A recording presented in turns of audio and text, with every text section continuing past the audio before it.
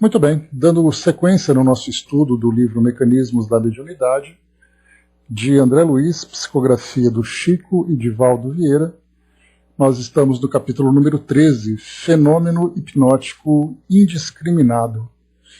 Então, primeiro a gente tem que lembrar, né, sobre a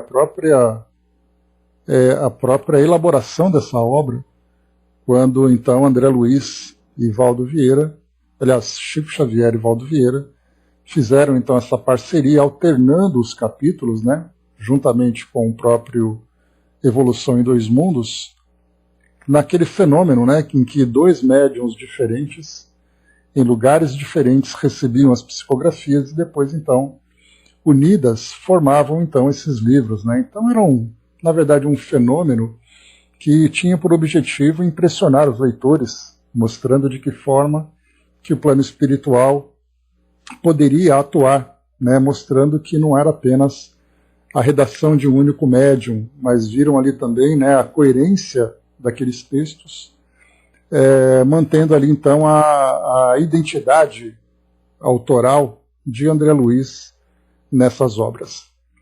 Bom, nós estudamos o nosso capítulo anterior, no capítulo número 12, nós vimos aqui então reflexo condicionado. Nós estudamos então, né, também sobre Pavlov, mostrando ali que determinados tipos de comportamento criam em nós então esses reflexos condicionados, diferentemente dos reflexos congênitos, né, aqueles que são os reflexos naturais. E o ponto importante daquele estudo foi conhecermos os agentes de indução. No caso de Pavlov, que nós vimos, os agentes de indução eram aqueles sinais, aqueles sons característicos que faziam com que os animais se comportassem, aguardando a comida, provocando a salivação, mostrando que eles foram, na verdade, condicionados a esse comportamento a partir de uma repetição. E é muito comum, né, para quem tem animal de estimação em casa, basta a gente fazer aquele barulho de plástico de embalagem, por exemplo, que eles ficam todos oriçados sem saber o que é. Isso porque já se acostumaram, porque tinha ali alguma guloseima, né, que eles poderiam saborear. Então esses agentes de indução, né, são exatamente esses símbolos, esses sinais que provocam então esse tipo de comportamento. Bom dia, André. Depois aqui então nós vamos ver agora, no capítulo número 13, Fenômeno Hipnótico Indiscriminado. Antes da gente entrar, eu queria ler com vocês aqui um artigo interessante, que ele é de 2011, então embora ele tenha 10 anos, né, de publicação, foi inclusive atualizado em 2019, porque é bem o bom desses artigos, né, da atualidade é que eles são publicados numa determinada data, mas depois eles são atualizados pelos autores, né, ou pelos editores. Então, embora 2011 tenha sido a publicação, em novembro de 2019 foi quando foi feita então a sua atualização. Bom, o artigo é da revista Super Interessante, e o título Hipnose Funciona Assim. Vamos então a ele. Ele é um artigo um pouco longo, mas ele é bastante interessante para a gente ter como introdução a esse material que André Luiz vai trazer para nós. Para quem se lembra, na primeira década desse novo século, tinha na televisão um hipnólogo que era bastante conhecido, ele era convidado a participar de programas de auditório e tudo mais, né? O nome dele é Fábio Puentes.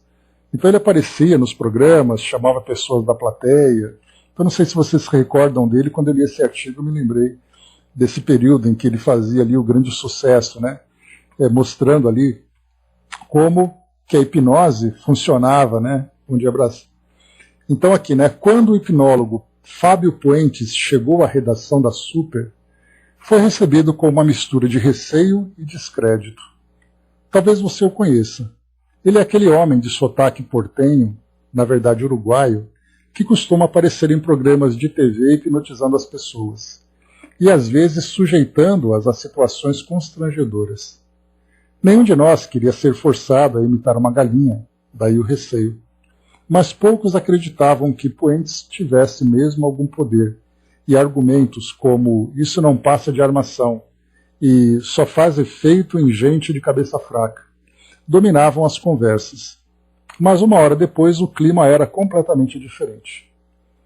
Puentes não conseguiu transformar ninguém em zumbi, mas fez pessoas levantar 25 quilos com apenas 2 dedos, paralisou o braço do designer Gabriel Gianardoli e colou as mãos do nosso redator-chefe, pessoas absolutamente céticas, nada impressionáveis.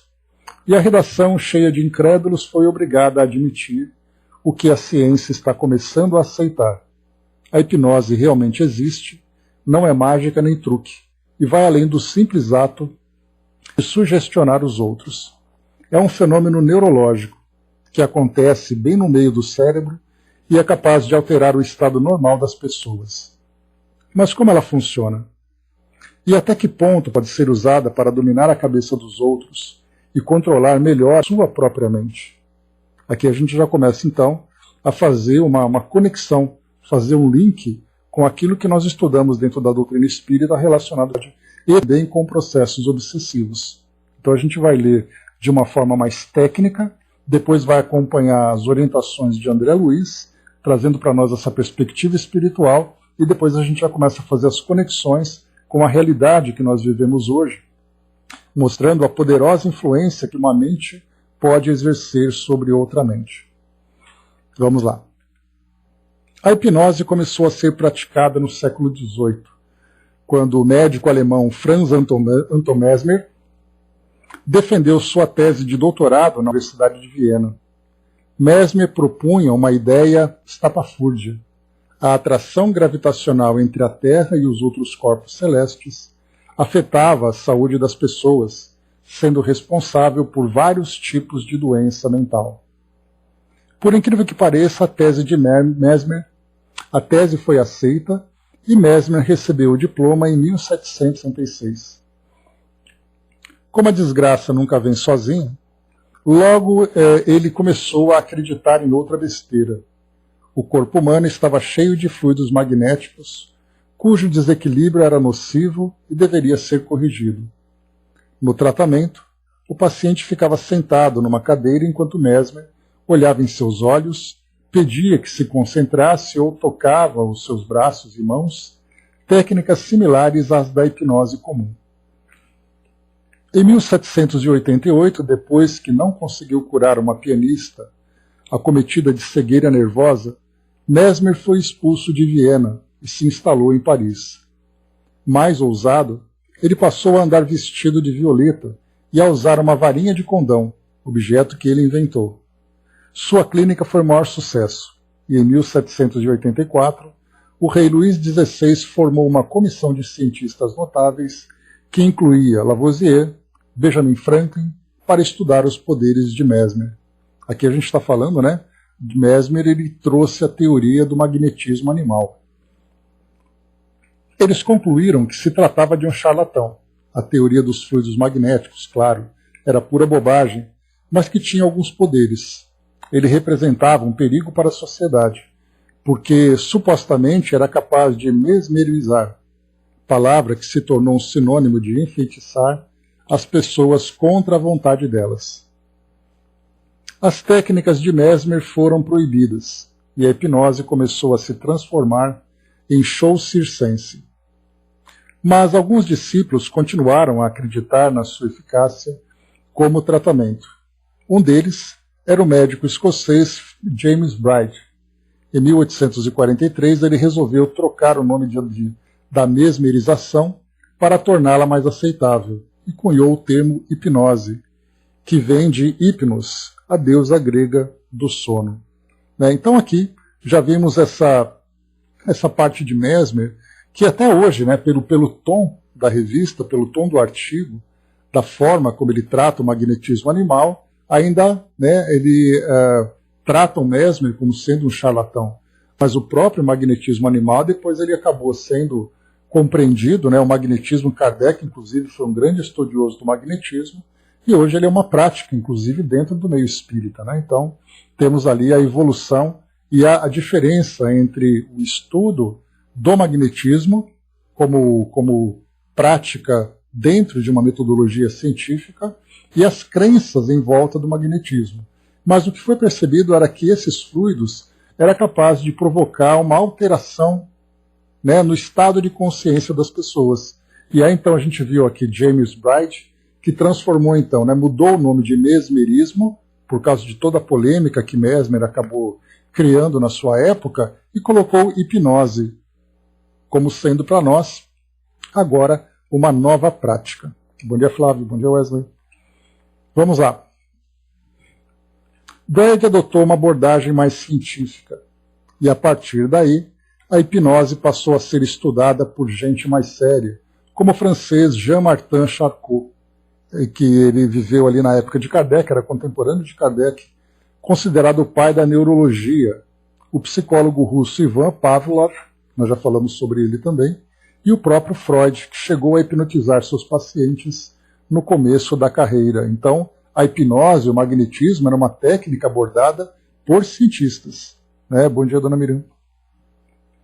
Mesmo assim, a hipnose só começou a ser aceita pela ciência em 1997, quando o psiquiatra americano Henry Zetzman fez uma experiência com 8 voluntários. Eles foram vendados e ouviram uma gravação que repetia a seguinte frase: o homem não fala muito, mas quando ele fala, vale a pena ouvir o que ele diz. Zetzman desligou o som e pediu aos voluntários que tentassem imaginar a frase. Em seguida, hipnotizou todo mundo e disse que iria tocar a fita novamente. Era mentira, não havia nenhum som. Mesmo assim, os voluntários disseram ter ouvido a gravação. Eles sofreram uma alucinação auditiva por causa da hipnose. Monitorando o cérebro dos voluntários, o cientista descobriu o seguinte: durante a alucinação, e quando a gravação estava tocando de verdade, a atividade do cérebro era idêntica. Já quando as pessoas apenas imaginavam o som, a atividade era diferente. Outros estudos comprovaram esse efeito e permitiram chegar a uma conclusão definitiva. A hipnose existe, não é um fingimento, e tem um efeito característico sobre o cérebro. É uma simulação perfeita da realidade, muito mais forte que a imaginação ou a autossugestão. Uma pessoa hipnotizada pode literalmente ver, ouvir e sentir o que é sugerido pelo hipnotizador. Mas como isso acontece? Homem versus réptil. Bom dia, soldado. A resposta começou a aparecer num teste feito pelo neurocientista Pierre Renville, da Universidade de Montreal. Ou Pierre Renville, né? Ele pediu que voluntários mergulhassem a mão em tigelas com água muito quente, a 47 graus centígrados. Como estavam hipnotizadas, as cobaias não sentiam dor. Renville observou o cérebro daquelas pessoas e descobriu algo estranho. O sistema límbico, que é um pedaço primitivo do cérebro que nós herdamos dos répteis e processa os sinais que vêm do corpo, como a dor, estava operando normalmente. Mas o neocórtex, uma região cerebral que só existe nos mamíferos avançados e é responsável pela nossa consciência, ignorava os sinais do sistema límbico. É como se, durante a hipnose, o cérebro humano parasse de se comunicar com o cérebro reptiliano. Aliás, essa diferença, né, entre cérebro reptiliano, cérebro humano, esse tema tem sido muito falado dentro do meio espírita, né, estudando o desenvolvimento do cérebro, o desenvolvimento do pensamento. Né? E continua. É por isso que a hipnose tem efeitos tão profundos. A pessoa não fica dormindo, fica acordada, consciente e sabendo que está sendo hipnotizada. A diferença é que, como o neocórtex é privado das informações fornecidas pelo sistema límbico, que além de processar a dor, também controla a memória e reações como desconfiança, vergonha, medo, fome, iniciativa, prazer e desejo sexual, a consciência fica sem reservas nem referências. E, por isso, totalmente vulnerável às sugestões do hipnotizador. Esse poder pode servir para obrigar a pessoa a imitar uma galinha, mas também tem uso terapêutico. O Conselho Federal de Odontologia acaba de regulamentar o uso da hipnose. Os cientistas que fizerem um curso especial de 180 horas poderão utilizá-la como complemento da anestesia. E o Conselho Federal de Medicina já reconhece a hipnose como ferramenta no tratamento de dores crônicas. O Hospital das Clínicas, em São Paulo, oferece a hipnoterapia como opção para tratar as dores de pacientes com câncer. E em várias formas de psicoterapia, há estudos comprovando que ela é eficaz contra o tabagismo, a ansiedade, a depressão e outros transtornos psíquicos. Pesquisas recentes também constataram, de maneira surpreendente, os efeitos fisiológicos da hipnose. Há indícios de que possa ajudar no tratamento da hipertensão e de problemas gastrointestinais e no sistema imunológico. Tudo isso depende, claro, do seu grau de sensibilidade. Guardem essa dependência do grau de sensibilidade, que André Luiz vai falar sobre isso depois. Por que algumas pessoas podem ser completamente tomadas pela hipnose, enquanto outras são imunes a ela? E como técnicas tão banais como balançar um reloginho na frente de uma pessoa podem ter tanta força sobre a mente? Você é hipnotizável? A hipnose é muito mais comum do que se imagina. Você já deve ter se auto-hipnotizado milhares de vezes e nem percebeu. Um exemplo. Quando você está indo para algum lugar, mas acaba se distraindo com os próprios pensamentos e ao chegar nem lembra do caminho que fez, é uma forma fraquinha de hipnose. O estado hipnótico é parecido com o que acontece quando você fica absorto, lendo um livro ou vendo um filme, afirma o psiquiatra e especialista em hipnose David Spiegel, da Universidade de Stanford. É um estado de grande atenção, em que o cérebro foca em uma coisa e se desliga do resto. Mas não tem nada de extraordinário. É um mecanismo que faz parte do funcionamento normal do cérebro. Existem vários métodos de hipnotizar, mas todos seguem a mesma lógica. Tanto faz se o hipnólogo balança um objeto ou diz palavras suaves. O que conta é prender a atenção da pessoa e reduzir seu grau de inibição. Se essas duas condições forem atendidas, pronto, você conseguiu calar o sistema límbico e ativar o neocórtex, e a pessoa está hipnotizada. O que você diz para hipnotizar, para a pessoa não é tão importante. O que importa é o seu jeito, o seu tom de voz, ensina Fábio Puentes. Para o psicólogo americano Michael Nash, autor de dezenas de estudos sobre hipnose e organizador do maior livro sobre o assunto, o Oxford Handbook of Hypnosis, nossa suscetibilidade à hipnose pode ser obra da seleção natural. Ao longo da evolução da humanidade, em que as situações de dor eram muito mais comuns do que hoje, a anestesia, como a conhecemos, só foi inventada no século XIX. Quem tinha mais capacidade de ignorar o próprio sistema límbico e suportar o sofrimento físico, levou vantagens na vida, viveu mais e gerou mais descendentes, que foram espalhando essa característica pela humanidade. É por isso que hoje 80% da população mundial é hipnotizável em algum grau. Então observem, como é que ele coloca para nós aqui o artigo. Vamos fazendo conexões com aquilo que a doutrina traz para nós. 80% da população mundial é hipnotizável, ou seja, ela é influenciável e assimila os pensamentos que são transmitidos. Vemos então a relação, por que nós temos na questão 459 do Livro dos Espíritos, que nós somos muito mais influenciáveis do que nós imaginamos. Mas como medir o grau de sensibilidade à hipnose?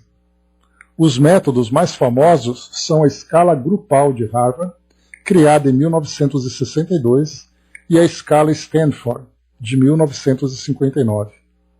Esse último, individual, é mais usado pelos pesquisadores.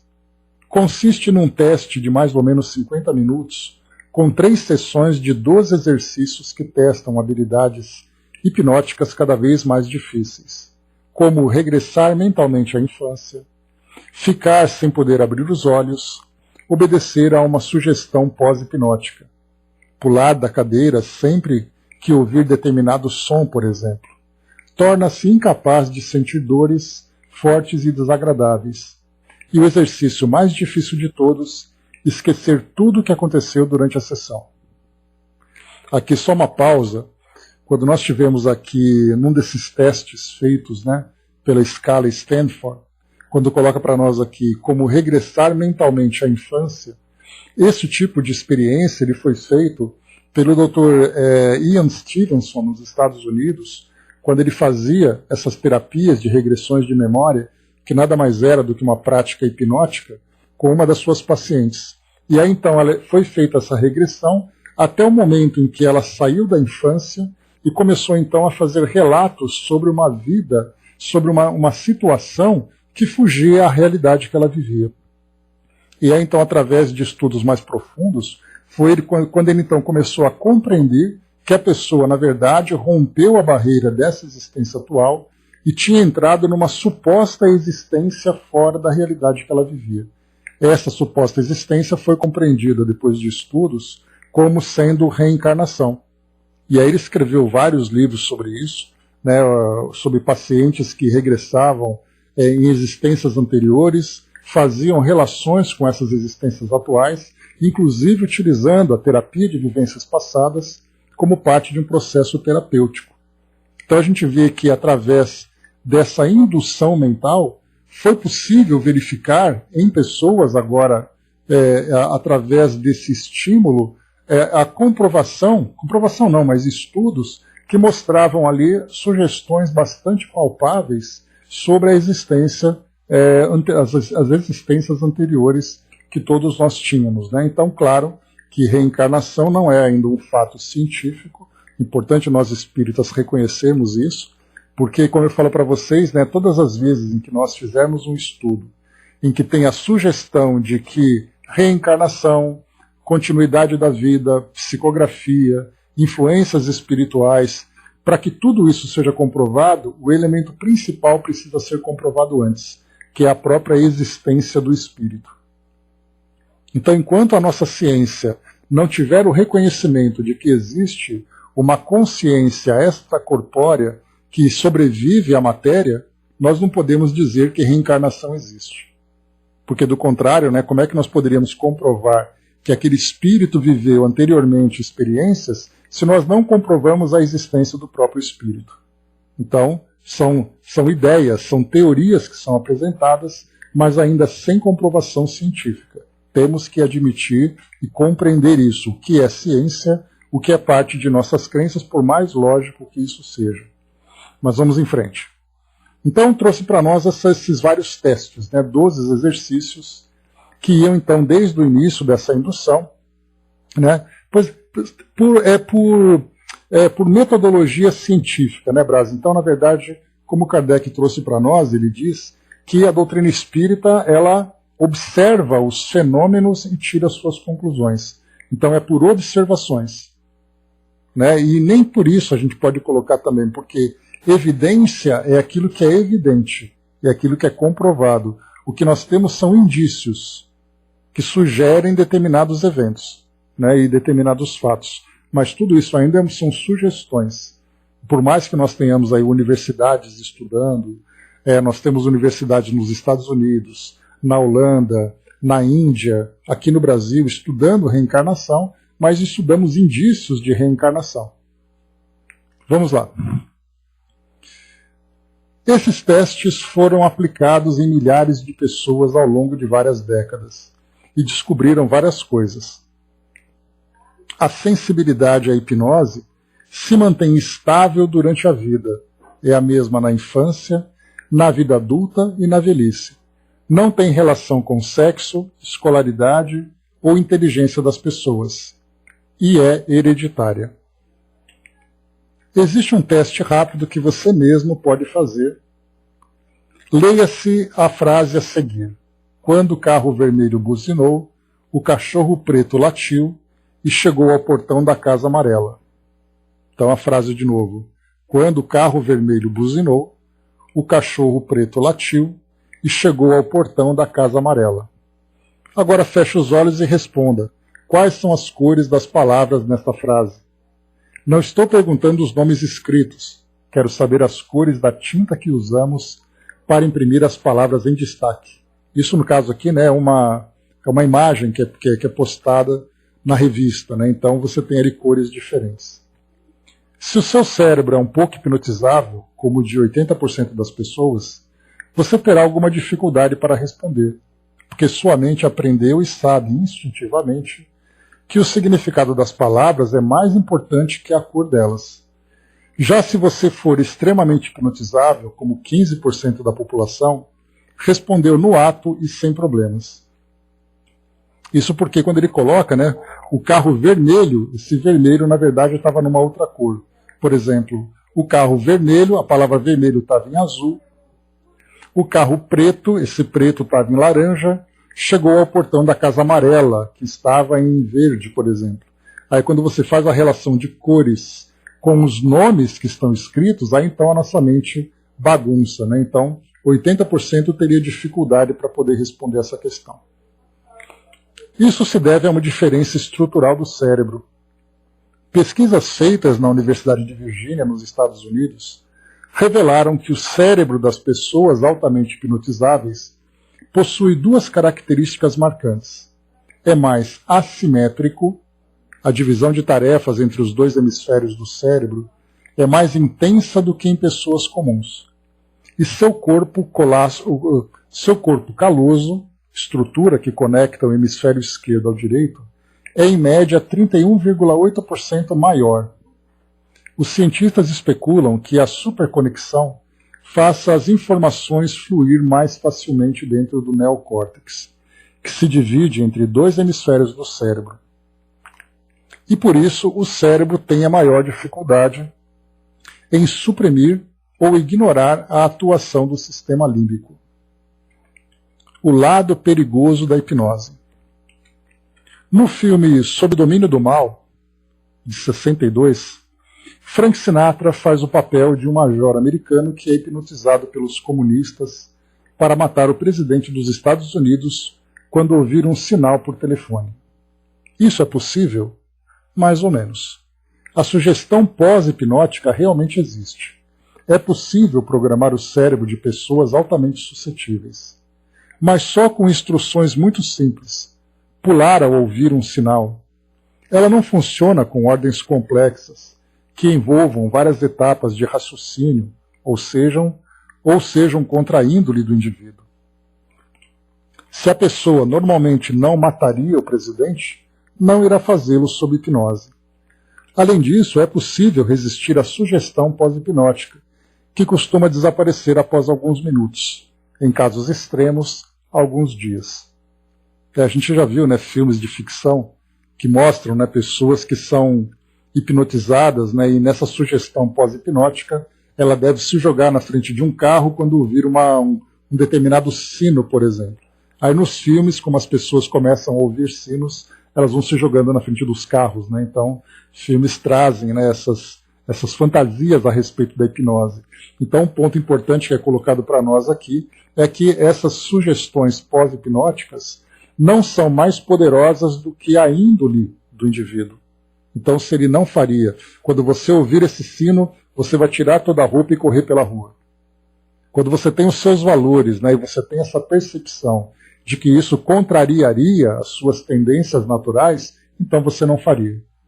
Né, e segundo aqui o que a revista traz para nós.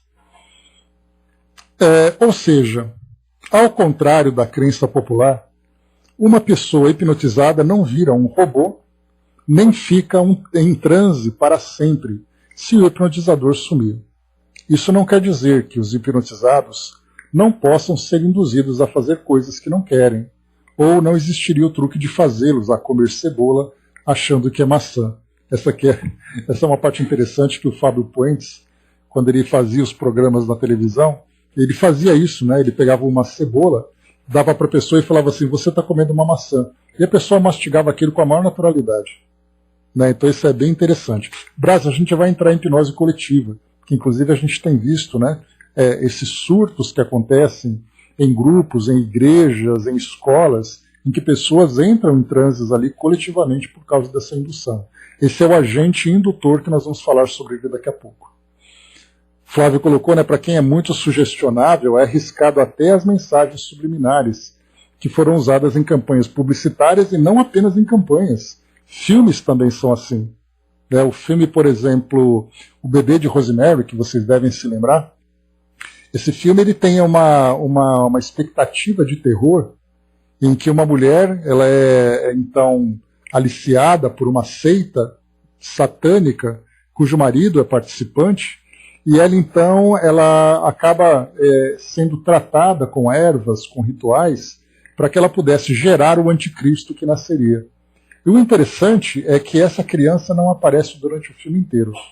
Mas as mensagens subliminares, as imagens que vão sendo projetadas no meio do filme, que nossos olhos não percebem, mas o nosso cérebro acaba sendo induzido, faz com que nós, ao final do filme, fiquemos absolutamente aterrorizados com aquela ideia de que o anticristo estava para nascer sem que nós tenhamos visto a criança. Então isso foi usado em campanhas publicitárias, em filmes, inclusive, né, até mesmo conselhos de medicina acabaram entrando na justiça proibindo esse tipo de recurso, porque consideravam isso como sendo desonesto, né? Você induzir o psiquismo das pessoas sem que elas tivessem controle sobre essa indução. E continua para nós. Também é possível hipnotizar as pessoas mais sensíveis contra a vontade delas, usando truques para pegá-las de surpresa. O psiquiatra americano Milton Erickson costumava dominar seus pacientes com um simples aperto de mão.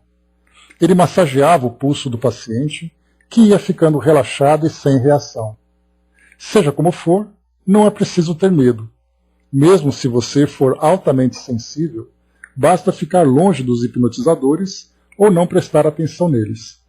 Afinal, hipnose é um estado extremo de atenção.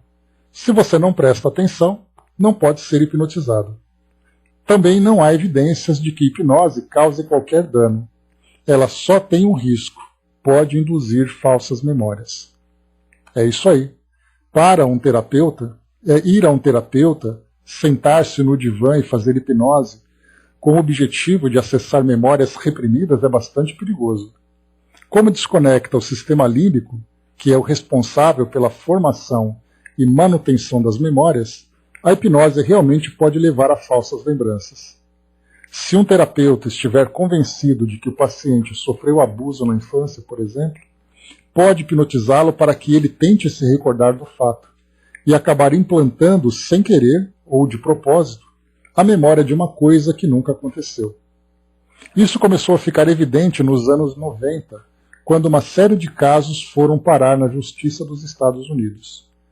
Depois da hipnose, elas passaram a se lembrar de acontecimentos medonhos, como abuso sexual e rituais satânicos, que na verdade jamais tinham ocorrido. Isso causou um grande escândalo e levou a Universidade de Washington a fazer uma série de estudos impressionantes sobre o assunto. Eu me recordo disso, né? Muitos terapeutas estavam sendo processados por usarem hipnose, instituições também estavam sendo processadas por terem ali provocado um dano mental ou indução de memória nas pessoas, né, sem que tivessem feito absolutamente nada. As pessoas criaram essa paranoia de uma situação paralela e começaram a criar ali, né, um grande tumulto nas suas relações ali com terapeutas e tudo mais. Os pesquisadores descobriram que, sob a hipnose, 70% das pessoas ficam receptivas a falsas memórias. E as terapias que prometem acessar memórias reprimidas são muito nocivas. Olha a regressão de memória aí. fazem com que os pacientes corram maior risco de perder o emprego e a vida social e tenham até 500% mais possibilidade de ir parar num hospital psiquiátrico. Por isso, hoje, esse tratamento é desaconselhado pela Associação Médica Americana. Se você for fazer algum tipo de hipnose, evite técnicas e exercícios que mexam com a memória. Tirando isso, não há problema. A hipnose é uma ferramenta poderosa, que já vem embutida no cérebro e pode ser usada de maneira positiva. O pior que pode acontecer é ela não funcionar com você. Mas calma, você é pelo menos um pouquinho hipnotizável, não é? Relaxe, feche os olhos, respire. Sua cabeça está ficando pesada e cansada. Brincando aqui com a hipnose para nós. Aí depois aqui tem os métodos, que ele coloca, fixação dos olhos, narrativa, confusão, desequilíbrio e choque. E a hipnose pode anestesiar uma pessoa, curar o tabagismo, convulsões e vícios em geral, implantar memórias, sugestões hipnóticas, hipnotizar alguém à força. E não é possível apagar memórias, acessar memórias reprimidas. Aqui também já tem, a gente vai encontrar aqui algumas opiniões que podem ser contraditórias na opinião dos praticantes. Aí fala sobre a auto-hipnose e tudo mais aqui, enfim. Esse é o artigo, então, que eu queria trazer para vocês como introdução àquilo que nós vamos estudar agora com o André Luiz. Então vamos lá. Nós estamos aqui, então, no capítulo número 13 do nosso Mecanismos da Mediunidade, e André Luiz ele vai tratar desse assunto em 2 capítulos. No capítulo 13, que é esse fenômeno hipnótico indiscriminado, e depois reflexo condicionado específico, que ele vai também falar sobre hipnose. Nós vamos lá. Hipnotismo vulgar. Hipnotismo comum. André Luiz diz assim para nós. No exame dos sucessos devidos ao reflexo condicionado, que nós vimos no capítulo anterior, é importante nos detenhamos por alguns instantes no hipnotismo vulgar. Há quem diga que o ato de hipnotizar se filia à ciência de atuar sobre o espírito alheio. E para que a impressão provocada nesse sentido se faça duradoura e profunda, é imperioso se não desenvolva maior intimidade entre o magnetizador e a pessoa que lhe serve de instrumento, porquanto a faculdade de hipnotizar para persistir em alguém reclama dos outros obediência e respeito. Então André Luiz já traz para nós aqui um dos critérios necessários para a hipnose, que o hipnotizador exerça uma autoridade moral sobre aquele que está sendo hipnotizado. Porque do contrário, quando ele fala aqui que não tem essa intimidade, quando você olha o outro como igual, ele perde a autoridade de te induzir a determinadas ideias. Reparemos o fenômeno hipnótico em sua feição mais simples, a evidenciar-se, muita vez, em espetáculos públicos menos edificantes, que é o que ele fala, por exemplo, sobre aquilo que o próprio Fábio Fuentes falava. Mas a gente lembra aqui que André Luiz ele fala sobre hipnose em espetáculos circenses, em teatros que aconteciam. Então, se essa prática ela já era realizada no século XIX, e a gente lembra que no século XVIII, século XIX, os teatros que criavam esses espetáculos, inclusive envolvendo até mesmo fenômenos espirituais, ou supostos fenômenos espirituais, como a gente já viu naqueles filmes que eu comentei com vocês, O Grande Truque, ou O Ilusionista, que mostram bastante sobre isso. Então nós teremos ali, até mesmo também, Miriam, que a gente estava falando, sobre aquele filme, o Radioatividade, que hoje está no Netflix, para quem quiser, para conhecer ali a história de Marie Curie, se eu não me engano o nome dela é esse. Aí então nesse filme mostra também algumas sessões algumas sessões mediúnicas que aconteciam na França naquele período. Então nós veremos ali que naquele período do século XIX, final do século XIX, até começo do século XX, já que as pessoas não tinham o entretenimento que nós temos hoje, né? Como, por exemplo, teatro, cinema e tudo mais, televisão. Então as pessoas iam para esses teatros. E nesses teatros nós tínhamos desde aqueles que eram mais caros, né, mais nobres, aqueles que eram mais populares. E no palco desses teatros nós tínhamos ali essas apresentações, usando ilusionismo, usando mágicas, truques, né? O próprio Harry Houdini foi um dos grandes apresentadores desse período. Então a hipnose era praticada nesses palcos também. E claro, né, para mostrar ali o grande poder do hipnotizador e também ali para virar um entretenimento para as pessoas. Por isso que André Luiz coloca ali sobre os espetáculos públicos menos edificantes, utilizando essa questão tão séria, tão importante, para apenas virar ali um entretenimento. Mas vamos lá. O operador pede silêncio, e para observar quais as pessoas mais suscetíveis de receber a influenciação, roga que todos os presentes fixem determinado objeto ou local, proibindo perturbações e gracejo. Então aqui é a preparação que ele relata para nós sobre uma apresentação, sobre um espetáculo de hipnose. Então quando ele coloca para que todos prestem atenção, ele vai observar exatamente o comportamento das pessoas, tanto aquele hipnólogo, né, ou hipnotizador, como os assistentes também que já conhecem a prática. Então vão olhar aquelas pessoas que ficam mais impressionadas, né, ou seja, elas querem ser hipnotizadas. Então observa o silêncio, a atenção, e como nós vimos aqui na revista, a hipnose nada mais é um grau profundo de atenção que alguém acaba exercendo. Anotamos aqui a operação inicial do circuito fechado. Aí você se lembra que nós estudamos no capítulo anterior essa expressão circuito fechado, quando o indivíduo ele se fecha em si mesmo. O circuito aberto é quando ele se encontra interagindo com o ambiente à sua volta, e o circuito fechado seria aquele processo que nós poderíamos comparar com a auto-obsessão. Então ele fica tão concentrado em si mesmo, em suas próprias ideias, que ele forma então esse circuito fechado. Exato, Brás. Podemos comparar nesse sentido. Então ele fica tão fechado em si mesmo que ele não presta atenção em nada à sua volta. Então quando o hipnotizador coloca um objeto dizendo preste atenção na luz dessa vela, ou então veja o pêndulo do relógio, ou então preste atenção, né, nesse metrônomo que está fazendo esse barulho aqui do lado. Esquece tudo que está à sua volta, preste atenção apenas nisso. Ele acaba de criar esse estado de circuito fechado que André Luiz coloca. Então é muito interessante a gente perceber que, conforme a gente vai estudando a obra de André Luiz, todos esses termos começam a fazer sentido. As explicações que ele foi dando, né, ele foi muito didático na elaboração desse livro, né? Para quem tem déficit de atenção é muito difícil, né, Brás? Vamos lá então. Anotamos aqui a operação inicial do circuito fechado.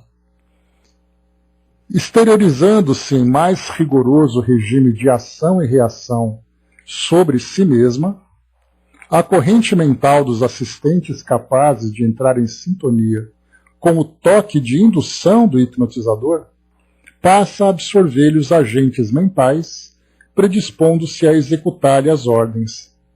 Então a gente vai entrar aqui também agora, que André Luiz coloca, num campo sutil das ondas mentais. Porque a princípio que nós estamos falando são objetos, sons, mas nós não falamos aqui de vibrações e de energias. Que André Luiz falou que mesmo que nós não reconheçamos essas ondas mentais que se encontram dispersas à nossa volta, elas existem. E no momento em que o hipnotizador lança uma ideia, ele também lança essas ondas mentais. A partir do momento em que aquele que vai ser hipnotizado, aquele assistente, aquele que assiste, né, ele entra em sintonia com a ideia e ao mesmo tempo com as ondas mentais, ele se torna mais hipnotizável ainda. Semelhantes pessoas, né? Pois é, deve ser, né, André?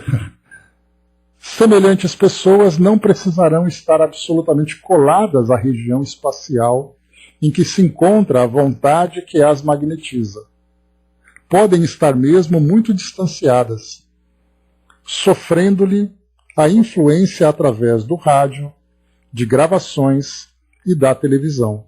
Isso aqui é bastante importante. Nós vemos técnicas comerciais, técnicas religiosas que são utilizadas nos meios de comunicação, quando a pessoa diz assim: pegue o telefone, ligue agora e faça a sua doação. Isso tudo depois de ficar durante meia hora criando um determinado ambiente em que aquela pessoa sugestionável se encontra concentrada num circuito fechado naquela ideia. Ou então ligue agora e compre o seu aparelho. Então tudo isso nós percebemos. Ele coloca rádio, gravações, televisão, a mídia, de um modo geral. Desde que se rendam profundamente à sugestão inicial recebida, começam a emitir certo tipo de onda mental com todas as potencialidades criadoras da ideação comum e ficam habilitadas a plasmar as formas pensamentos que lhes sejam sugeridas, como estas que, estruturadas pelos movimentos de ação dos princípios mentais exteriorizados, reagem sobre elas próprias, determinando os efeitos ou alucinações que lhes imprima a vontade a que se submetem. Temos aí a perfeita conjugação de forças ondulatórias. Então, é a força ondulatória daquele que é o hipnotizador, daquele que cria aquele recurso, né, o agente que provoca esse efeito, e aquele que recebe esse efeito. Então nós temos pessoas que querem, por exemplo, fazer ali um tratamento contra o tabagismo. Compre o nosso CD, ouça tantas vezes por dia que você vai se livrar. E aí então ele se deita naquele sofá, se deita na cama, e ele vai então ouvindo repetitivamente aquela mensagem a que é induzido, de que ele tem força de vontade, de que ele pode se curar e tudo mais. Vejam que agora nós começamos a ver todos esses elementos que nós encontramos no comércio de um modo geral, que nada mais é do que um efeito hipnótico e auto-hipnótico induzido por um agente indutor. Esse agente indutor pode ser um vídeo, pode ser um áudio. Então nós vemos que até mesmo na forma como o indivíduo faz, por exemplo, a leitura, ou ele grava a sua voz, ali nós temos também ondas mentais que são vinculadas àquela pessoa. André colocou, então está explicado, porque quando pensamos em alguém, ela nos liga e diz, estava pensando em você. Bom, isso a parte de sintonia mental, a gente já tinha estudado com bastante facilidade, né? Nem chega a se encaixar aqui nesse caso, né, Andréia? Porque aqui ele fala sobre hipnose e indução mental. Mas a transmissão de pensamento, que nós vulgarmente tratamos, nada mais é do que são ondas que são emitidas e pessoas que assimilam essas mesmas ondas. Aí é um efeito, né, que nós podemos chamar ali, como o Braço colocou embaixo, né, essa telepatia. Tele significa distância, patia é afinidade entre as pessoas. Então nós vamos encontrar aqui nesse caso indução e telepatia, que são duas situações diferentes. O que eu tinha comentado com vocês nesse nosso artigo, André Luiz vai tratar aqui agora, graus de passividade, ou seja, a maior ou menor facilidade com que alguém se mostra mais sugestionável à hipnose. E aí então já foi apresentado, como nós vimos na revista, também ali uma questão fisiológica, né, uma estrutura cerebral, né, e nessa estrutura cerebral nós temos ali uma maior ou menor facilidade de que o nosso cérebro, né, humano se desligue, se desvincule do cérebro reptiliano, né, o nosso sistema límbico. Então vamos lá, graus de passividade.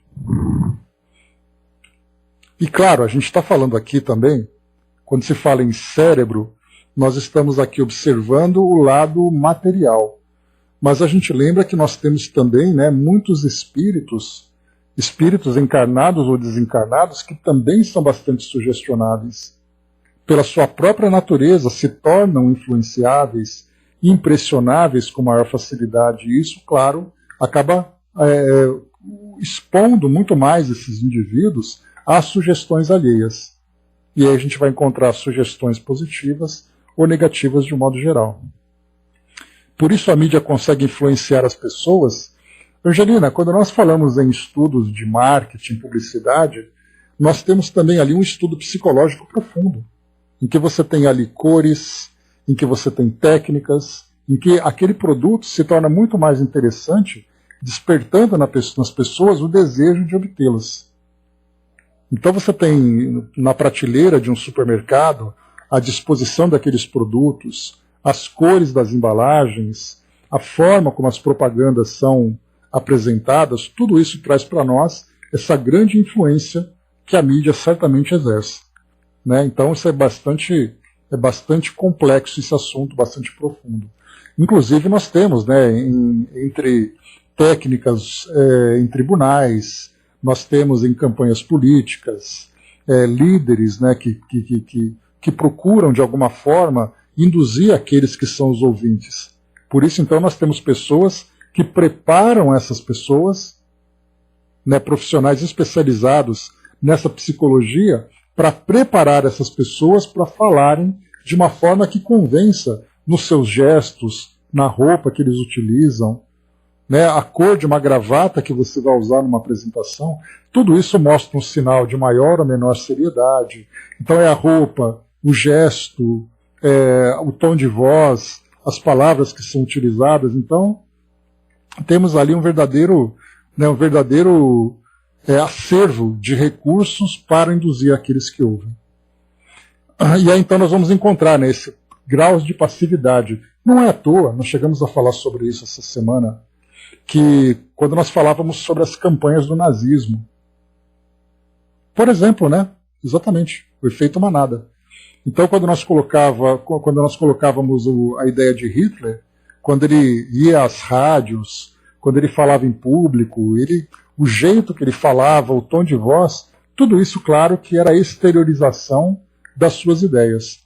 Mas no momento em que ele produzia aquelas ideias, as suas ondas mentais iam se espalhando, né, como a gente tem estudado, porque elas podem, né, se tornar cada vez mais fracas, conforme elas vão se distanciando do centro que as emite, mas o fato de ficarem fracas não significa que elas deixam de fazer o efeito.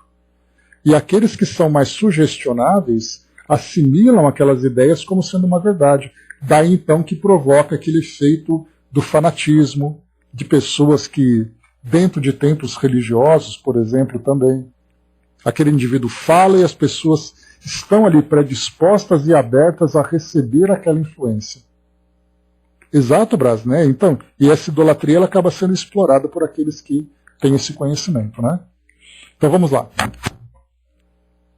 Induzidos, graus de passividade. Induzidos pelo impacto de comando do hipnotizador, os hipnotizados produzem oscilações mentais com frequência peculiar a cada um.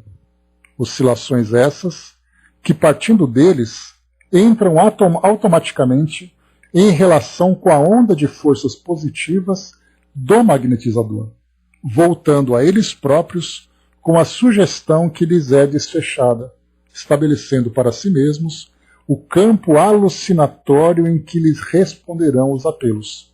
Então, olha só, campo alucinatório em que lhe responderão aos apelos. O indivíduo lança um desejo, aquele hipnotizador manda de volta para ele um comando e ele assimila esse comando, satisfazendo as suas necessidades. Cada instrumento nesse passo, após demonstrar obediência característica, revelar-se-á em determinado grau de passividade.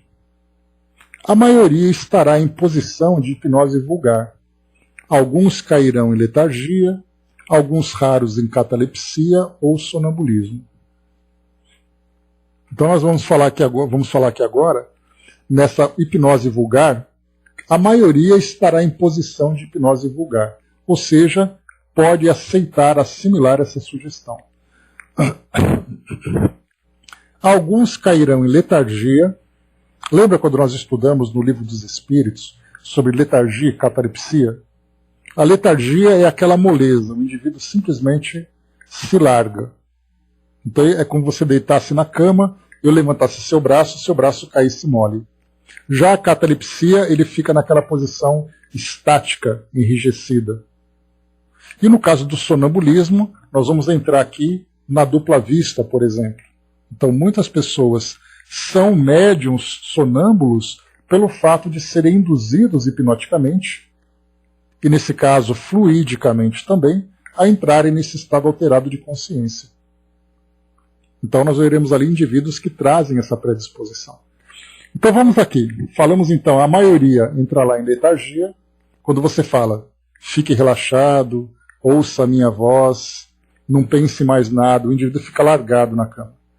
Aí você mexe com ele, ele fica ali todo solto, né? Esse estado de letargia é esse estágio de indução da hipnose. E outras pessoas então vão começar a assimilar comandos, né, como se fosse um boneco de posto, Dudu, exatamente. Nos dois primeiros casos, isto é, na hipnose e na letargia, as pessoas apassivadas, à frente do magnetizador, terão libertado, em condições anômalas, certa classe de aglutininas mentais que facultam o sono comum, obscurecendo os núcleos de controle do espírito nos diversos departamentos cerebrais. Além disso, correlacionam-se com a onda motor da vontade a que se sujeitam, substancializando-se na conduta que lhes é imposta os quadros que se lhe apresentem. Então elas vão aceitar a indução que elas recebem, isso no caso da hipnose e da letargia. Lembrando que a hipnose não significa inconsciência. O indivíduo pode estar hipnotizado claramente consciente, mas ele vai se tornar sugestionável aos comandos do hipnotizador. Nos dois segundos, na catalepsia e no sonambulismo provocado, lembrando que André Luiz coloca sonambulismo provocado, porque tem também aqui o sonambulismo espontâneo. Edgar Cayce, por exemplo, que nós já estudamos sobre ele quando estávamos no Livro dos Espíritos, ele era um médium que inicialmente era um médium curador, ele era capaz de ver através do corpo das pessoas, ver os órgãos, ver as doenças e depois através de uma sugestão espiritual fazer ali a prescrição para que as pessoas se curassem, e depois ele começou a mudar, saiu do foco da cura e começou a entrar no foco da profetização. Então ele tinha ali uma técnica que ele se deitava numa poltrona, ficava bem relaxado e ele induzia o sonambulismo. E nessa indução, através da dupla vista, ele começava a trazer para as pessoas ali previsões daquilo que ia acontecer e de fato acontecia. Tanto que nos Estados Unidos nós temos ali uma fundação chamada Fundação Edgar Cayce. Se vocês tiverem oportunidade, estudem sobre ele, porque ele era um chamado o moderno Nostradamus, né? Então ele traz ali nas suas capacidades anímicas um laboratório bem interessante para a gente poder estudar aquilo que a doutrina espírita traz para nós. Então no caso dele, ele era ali então um médium espontâneo. Então aqui André Luiz fala sobre o sonambulismo provocado. Vamos lá. Coisa que nós raramente encontramos hoje, né? Kardec ele trazia relatos na Revista Espírita, no Livro dos Médiuns, sobre esses médiuns, mas essa prática entre nós aqui, espíritas contemporâneos, isso já não acontece mais. Nós não vemos mais, dentro de centros espíritas, pessoas tomando passes para induzir a mediunidade, para induzir a dupla vista, né? Que acaba trazendo ali como consequência a mediunidade. Então é uma prática que eu, pelo menos, não conheço nenhum grupo que trabalhe assim. Pode ser que exista, né, existam aqueles grupos que fazem laboratórios, né, para o estudo da mediunidade, o estudo do animismo, mas eu particularmente não conheço. Mas Kardec ele não fazia isso apenas a título de estudos, ele fazia isso para poder comunicar-se com os espíritos e ver ali, né, as realizações daquele indivíduo. Então isso realmente caiu no desuso, pelo menos para nós aqui atualmente. Então, nos 2 segundos, na catalepsia e no sonambulismo provocado, as oscilações mentais dos hipnotizados, a reagirem sobre eles mesmos, determinam o desprendimento parcial ou total do perispírito ou psicossoma, que, não obstante mais ou menos liberto das células físicas, se mantém sob domínio direto do magnetizador, atendendo-lhe às ordenações. Olha que interessante. Esse tipo de indução é tão profunda que faz com que o indivíduo se desdobre espiritualmente. Então ele tem esse desprendimento parcial ou total do perispírito e ainda assim obedecendo aquilo que o hipnotizador comanda. Não é apenas fazendo com que o indivíduo assimile as ideias, provoca realmente algo mais profundo. Pois é, Brasa, a questão da projeciologia, também ali eu já ouvi algumas coisas falando sobre essa ideia da indução, de você provocar nas pessoas esse desdobramento para que elas então vivenciem as experiências da projeciologia. Né? Valdo Vieira fazia isso, com certeza. Então, ideia tipo e reflexos individuais. Vamos avançando aqui. Na hipnose ou na letargia, os passivos controlados, então ele chama de passivo controlado, os pacientes, né? Os passivos controlados executam habitualmente cenas que provocam admiração pela jogralidade com que se manifestam, ou seja, pelo lado engraçado com que se manifestam, né? Então, nesse caso da hipnose, é aquela história, né, de você dar um pulinho, come uma maçã, você está sentindo frio, André Luiz vai falar sobre isso agora. Né? Então, a gente vê assim que provoca essa jogralidade, que era o caso de pessoas que participavam desses espetáculos circenses. O hipnotizador dará, por exemplo, a 10 passivos em ação a ideia de frio, asseverando que a atmosfera se tornou subitamente gélida. Então, está muito frio, você está com frio, você está sem blusa e tal, né? Expedirão todos eles para logo ondas mentais características, associando as imagens que sejam capazes de formular. Semelhantes vibrações encontram na onda mental do hipnotizador o agente excitante que lhes alimenta o fluxo crescente na direção do objetivo determinado. Então a gente vê que existe um processo mental que vai se desenvolvendo entre as vibrações emitidas e as vibrações assimiladas para atingir esse objetivo determinado.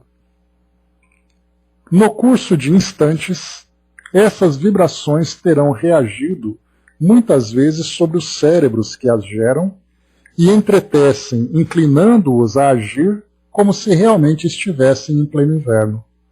Então você fala, você está com frio. A pessoa aceita essa sugestão, cria mentalmente a imagem e uma experiência de frio, e essa imagem que ela cria se volta contra ela mesma. E ela passa a viver aquela realidade que ela mentalizou. Por isso, então, as formas, pensamentos, são criadas e a pessoa começa, então, a acreditar nisso. A gente já começa a ver aqui um princípio, no caso, por exemplo, de uma indução obsessiva, em que um espírito diz, você não passa de uma pedra. E ele começa a induzir com essa ideia, e o espírito começa a se encolher cada vez mais, a ponto de ficar completamente deformado. É o caso, por exemplo, de espíritos ovoides, que podem, por indução ou por autossugestão, atingirem esse tipo de estado. O caso de licantropia, né, de deformação do perispírito, assumindo determinadas outras características. Tudo isso por causa dessa indução. Você lança a ideia, o indivíduo está exposto, ele assimila essa ideia, cria na sua mente essa realidade e vive isso que ele está imaginando. E André Luiz continua. Cada um, entretanto, procederá no vai e vem das oscilações de maneira diversa. Aqui, um deles abotoará fortemente o casaco. Ali, outro se encolherá, vergando a cabeça para a frente. Acolá, outro fará gestos de quem toma agasalhos. Só um instantinho, pessoal. Só resolver essa pendência, que é bem rápida. Pronto.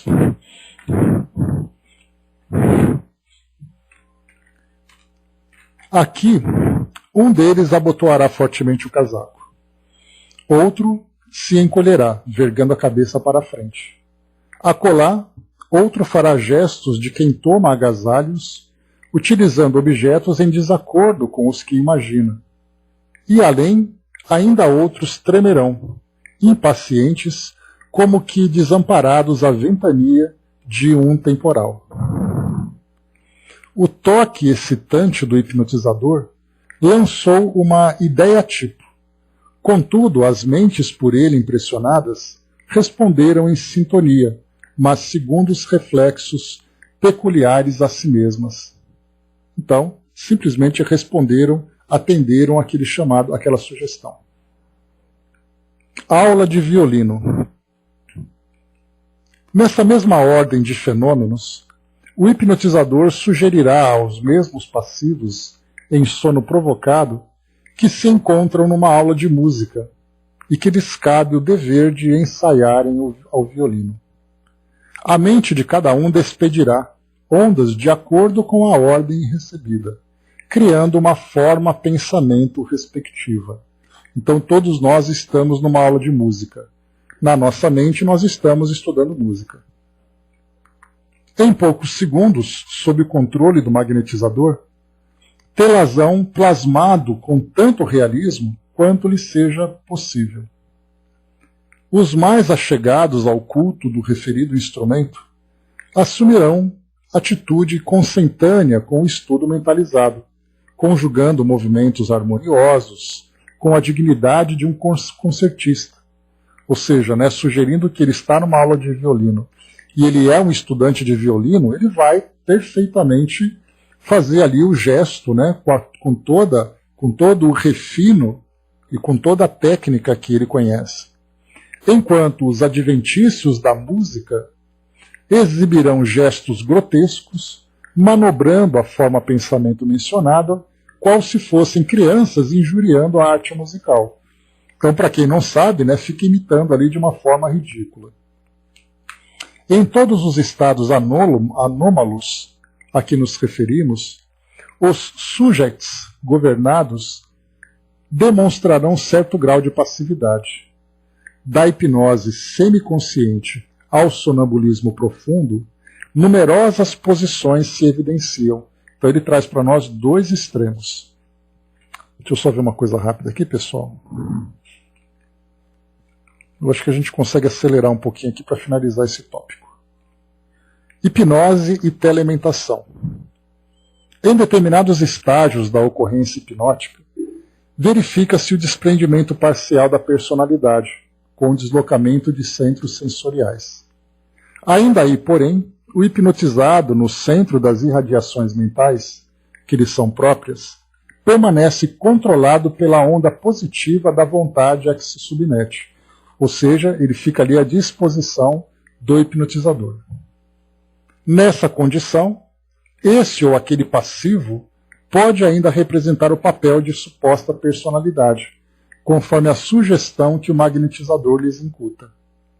O hipnotizador escolherá de preferência, ele está dizendo aqui que aquele indivíduo pode assumir uma personalidade induzida.